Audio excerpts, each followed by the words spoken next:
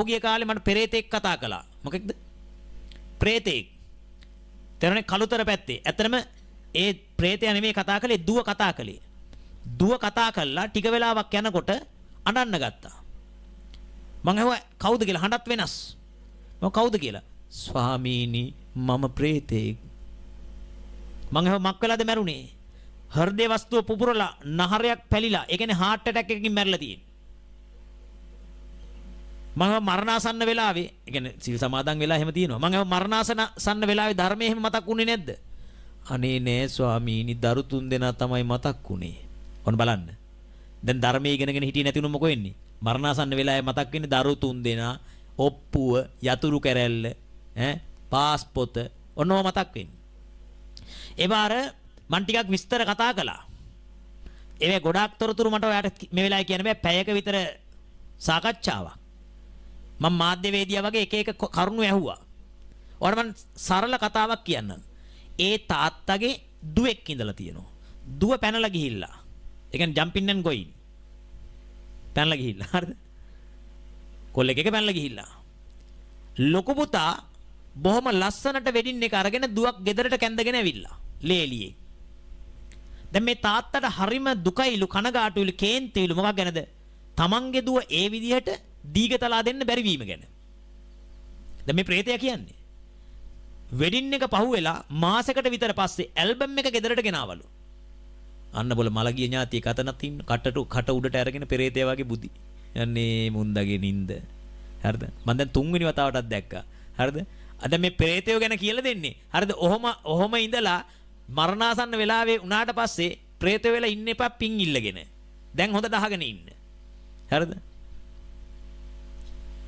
තේරෙනවද? මං හිතවත් හුණෙක් එහෙම ඉන්නවනම් මං හරිද දානවා කටට වාචා ටික. කට උඩට අරගෙන වනිද්දී. ආගන්න. පින්වත්නි, මේ ප්‍රේතයා කියනවා ස්වාමීනි ඇල්බම් එක ගෙදර ගෙනාපු දවසේ ඇල්බම් එකේ ෆොටෝ ටික බලනකොට මගේ දුවට මෙහෙම කරගන්න බැරි වුණා කියලා මට කේන්ති ආවා. ස්වාමීනි දරා ගන්න බැරි කමට ස්වාමීනි මම ගියා බොන්න. මත්පැන් හලට ගියා. මට වේදනාව වැඩි කමට ගියා මම මත්පැන් හලට. ගිහිල්ලා ස්වාමීනි මම මත්පැන් බිව්වා. එච්චරයි මතක ස්වාමීනි නහරයක් පිපුරුණා. දැන් බලන්න කේන්තියෙන් හිටියේ. ඒ කියන්නේ ද්වේෂසිත හටගත්තා. කේන්තියෙන් ඉනකොට ලේ ගමන වේගය වැඩි. ඒ වගේම ගිහිල්ලා මත්පැන් බිව්වා. තේරුණානේ? දෙවෙනි පේලියේ මෙහා පැත්තේ කෙළවරේ උපාසකම්මා. බුදි. කන්නාඩි දාපු උපාසකම්මා.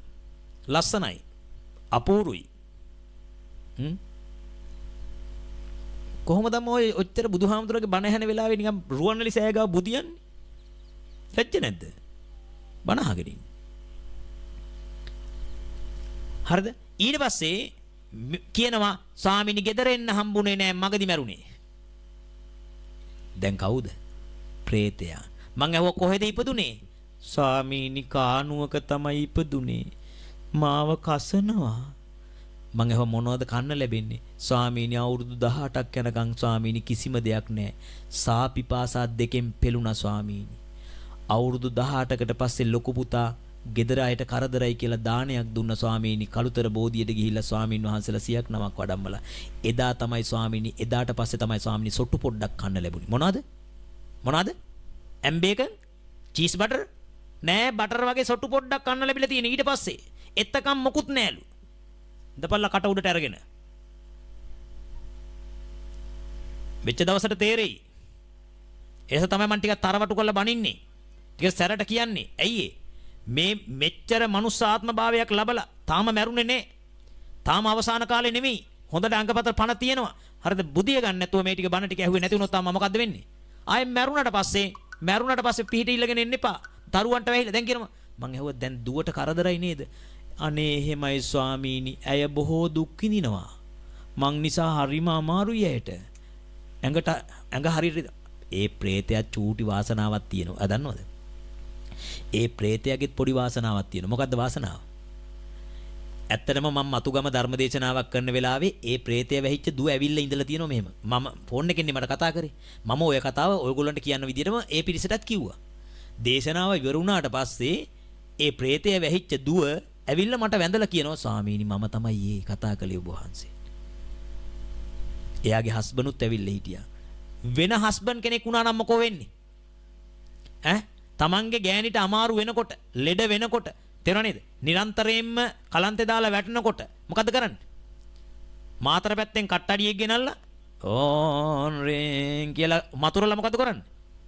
ගැට ගහනවා. ගැට ගහලි වෙලා ජෑම් බෝතලයක දාලා තද කරලා කොන්ක්‍රීට් කරලා මූදු පතුල යට ඉඳලා හරියම් මූද පතුලේ ආයෙ ගොඩේමක් ඇත්තෙම නැහැ. දැන් ඒක කරගන්න ඕන. ඒකට දාස. එහෙමද කැමති? කරුණා කරලා මතක තියාගන්න මේ බණ ටික අහලා නිවිල යන්න උත්සාහ කරන්න. නැත්නම් මැරිලා දරුවන්ට කරදර කරලා දරුවන්ගේ සාමි පුරුෂයාට කියලා කොන්ක්‍රීට් වෙලා මූදු පතුල යන්න ලෑස්ති වෙන්න එපා. හිතන්න එපා ඔයාගේ බෑන ඔයාගේ දරුවා ඔය තරම් කරුණාවන්ත වෙයි කියලා. මැරුණාට පස්සේ ඒ ඉන්න අම්මට තියෙන කරුණාව නැහැ. ඇයි? දරුවෝ ලෙඩ කරනකොට කොහොම හරි බලන්නේ මොකක් කරන්නද? ඉස්පිරිතාල ගානේ ගිහිල්ලා හොඳ වෙන්නේ නැති වෙනකොට බලනවා කට්ටඩියක් හරි ගෙනල්ලා තක්කඩි වැඩක් කරන්න. එදාට ඉතින් ඔයා අසරණයි. දැන් මේ සරණ තියෙන වෙලාවේ කට අරගෙන බුදියන්න එපා.